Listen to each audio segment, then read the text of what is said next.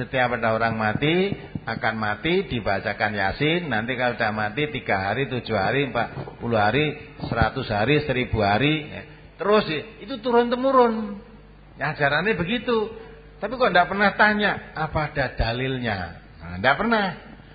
Maka cara beragama mengikuti turun-temurun tadi. Lah setelah turun sampai 7 turunan, nah sekarang mulai buka Quran, buka hadis, ternyata tidak betul, kaget loh. Apa ulama-ulama dhisiki salah. Nah, kalau ulama benar. Lah kadang-kala bukan ulama dikatakan ulama. Ulama itu warasatul anbiya. Kalau namanya ulama betul mewarisi apa yang diwariskan oleh Nabi. Assalamualaikum warahmatullahi wabarakatuh. Alhamdulillahirabbil alamin wassalatu wassalamu ala Rasulillah wa ala alihi wa sahbihi ajma'in. Amma ba'du. Saudaraku semua, muslimin dan muslimat yang dirahmati Allah, sambil jalan-jalan santai melihat pemandangan di jalan raya, saya akan menemani Anda semua untuk mendengarkan pengajian kenangan bersama Ustadz Dr. Andes Ahmad Sukino dalam acara pengajian Ahad pagi Majelis Tafsir Al-Quran.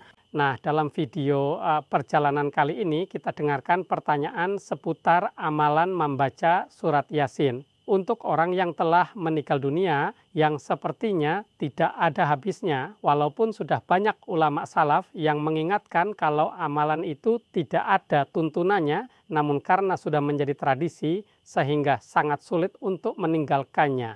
Memang ada dalil atau hadisnya, tetapi kalau dilihat sanad urutan periwayatnya diragukan kejujurannya, bahkan terputus tidak sampai kepada Nabi Muhammad SAW. Untuk melengkapi pembahasan ini, mari kita dengarkan penjelasan dari Ustadz Dr. Andes Ahmad Sukino berikut ini. Assalamualaikum Pak Ustadz. Kesempatan berikutnya ke lantai 4, Bapak. Lantai 4? Lantai 4. Ada Pak Ustadz. Ya, mari lantai 4. Silakan. Terima kasih. Bismillahirrahmanirrahim. Assalamualaikum warahmatullahi wabarakatuh. Waalaikumsalam warahmatullahi wabarakatuh. Nanti habis lantai 4 kembali lantai 2. Ya. Perkenalkan Pak Ustadz, nama saya Tri Mujianto dari Karanganyar, Pak. Ya. Di sini kesempatan ini saya mau tanya masalah yasinan, Pak Ustadz. Masalah yasinan ini sebenarnya saya di desa saya tuh dijadikan pionir untuk masjid. Jadi dikasih kesempatan untuk berkembang dari ustadz saya. Masalah yasinan sampai saya suruh khotbah Jumat juga. Kemudian saya ngaji di MTA ini. Suruh mengembangkan yasinan tadi. Maksudnya dijadikan kader untuk generasi muda. Untuk mengisi khotbah Jumat juga saya sudah dijadwalkan. Terus masalah kemarin setiap Kamis saya juga ikut yasinan. Setelah ngaji di MTA ini saya lambat laun saya tinggalkan. Kemudian ustadznya saya dikasih beberapa macam hadis yang menerangkan bahwa salah satunya yasinan adalah saya bacakan. Yasin qalbu Qur'ana la yaqra'uha rajulu yuridallahu wa daral akhirati illa ghawira lahu wa arahu hada alamatakum. Yang artinya surat Yasin itu jantungnya Al-Qur'an atau pusatnya Al-Qur'an. Barang siapa yang membaca karena Allah dan bertujuan mencari akhirat, maka dia akan diampuni. Maka bacakanlah surat Yasin terhadap orang-orang yang mati di antara kalian. Hadis riwayat Imam Abu Dawud, Ibnu Majah, Nasai, Ibnu Hibban dan Imam Ahmad. Pertanyaannya Pak Ustadz, apakah hadis ini termasuk lemah, dhaif atau palsu? Ada hadis-hadis yang lain yang tidak saya bacakan. Yang kedua, mengapa ada golongan umat Islam yang sejak dahulu selalu melestarikan yasinan, bahkan sampai seluruh pelosok Indonesia pasti kalau ada orang mati mesti yasinan. Terus yang kedua, apakah ustadz-ustadz yang terdahulu memang belum tahu atau sudah tahu tapi tidak mau melaksanakan bahwasanya yasinan itu tidak ada tuntutannya? Itu Ustadz. Terima kasih. Assalamualaikum warahmatullahi wabarakatuh. Waalaikumsalam warahmatullahi wabarakatuh. Masalah Yasin. Hadis Yasin tidak hanya seperti itu aja. Supaya saudara tahu nanti sebelum pulang ini, nanti saudara mampir di toko buku itu beli kumpulan brosur tahun 2008. Brosur 2008 awal-awal sudah membahas tentang Yasin. Banyak hadis tentang Yasin. Dari sekian banyak itu tidak ada yang sahih. Ya, tidak hanya itu. Nanti kan kalau saya baca Yasin untuk orang mati, tidak hanya itu, malah ada lagi orang yang kalau mau mati kamu bacakan Yasin, Allah mempercepat keluarnya roh, cepat mati loh. Belum nek wong arep mati kan baca Yasin nek mati bintang mati, nek urip bintang mari kan gitu kan. Padahal menurut tuntunan Allah, tuntunan Rasulullah, kalau kamu menunggu orang sakaratul maut supaya dibacakan la ilaha illallah, laqinu mautakum bila ilaha illallah. Ndak, ini bahkan maca Yasin jadi bintang mati gitu loh. Nah, itu kan hadisnya dhaif. Maka saya tidak banyak cerita. Kamu beli saja buku tuntunan kumpulan brosur 2008 awal halaman awal nanti membahas tentang Yasin dan kedudukan hadis tentang Yasin. Di situ diterangkan secara keseluruhan. Termasuk hadis yang kamu baca tadi sudah ada di sana. Ya, sudah cukup ya. Dari Bapak itu yang lantai 4 Ustaz. Warahmatullahi wabarakatuh. Ya, waalaikumsalam warahmatullahi wabarakatuh. Saya nama Waluyo. Dari Dukuh Kemaduan, Desa Ngalas, Kecamatan Klaten Selatan. Mana? Kecamatan? Klaten Selatan. Oh, Klaten. Ya, mari. Ini Pak Ustaz, sampai saat ini hati saya itu selalu bergejolak. Padahal saya di daerah saya itu dijadikan koordinator untuk pengajian Ahad pagi sampai sekarang. Ya. Jadi saya kesini itu memang kalau pas tidak ada tugas, saya kesini sudah 2 kali ini. Namun saya setelah mendengar daripada radio kurang lebih ya 1 bulan ini, bahkan ini saya setel di depan rumah untuk khotbah orang lain. Kebetulan saya di dukuh saya didepankan untuk demikian. Yang mana sekaligus jadi takmir masjid. Ya. Bergejolak saya begini, saya pada waktu itu seksi mubalik kemana kemari cari mubalik. Tugas saya di koordinator. Yang mana sampai sekarang itu selalu bergejolak bertanya, tidak ada jawaban yang pasti. Kebetulan mendengarkan radio agak tertolong hati saya, maka saya terus ke sini. Sebelum ke sini saya lebih dahulu survei tempatnya, bukan pada hari Minggu. Ya. Supaya saya lihat gedungnya, masya Allah belum masuk itu. Ya. Lantas minggu minggu yang lampau saya kesini sama anak saya. Alhamdulillah saya sudah saya kuatkan. Kebetulan saya pada waktu yang lusa-lusa itu memang memimpin Yasin itu. Sudah berapa kali Bapak datang sini? Baru 2 kali ini. Oh, 2 kali. Insya Allah nanti bisa istiqomah. Ya. Lihat di situ yang saya tanyakan nanti, kebetulan untuk cobaan dalam arti kata mengamalkan yang hak itu, ibu saya berusaha meninggal. Kalau dihitung dari tradisi 40 tahun nanti hari Senin besok. 40 hari. Ya. Pada waktu itu malam pertama saya masih kumpulkan rekan-rekan jamaah yang bentuk juga saya, namanya aja At-Tauhid, jamaah Yasin itu. Di situ saya matur pada bapak-bapak yang notabene dengan hati yang lunak. Karena kata ulama pepatah, kalau orang Islam itu bagaikan manuk atau burung hingga diranting di pohon, walaupun ranting itu kering jangan sampai patah. Jadi maksud tujuan saya pada waktu malam pertama saya bilang sama bapak-bapak, ini saya sudah siap telinga kalau akan digeremeng terus ora kuat ngeragati dan sebenarnya saya siap Pak.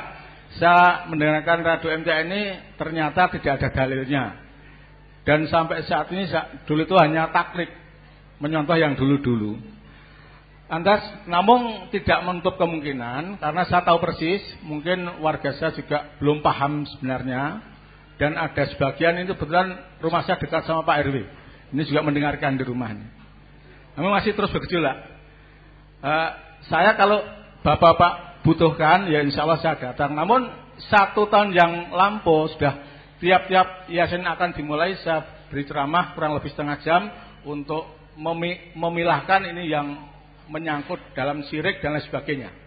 Lebih-lebih kalau saya maaf, mungkin bukan hanya cuma saya, mungkin bapak-bapak juga dimohon untuk berdoa. Itu saya tidak pernah menyebut danyang dan sebagainya. Hanya bapak-bapak ini dimohon surungan doa untuk arwah yang sudah meninggal, mudah-mudahan di alam barzah diringankan deritanya. Demikian.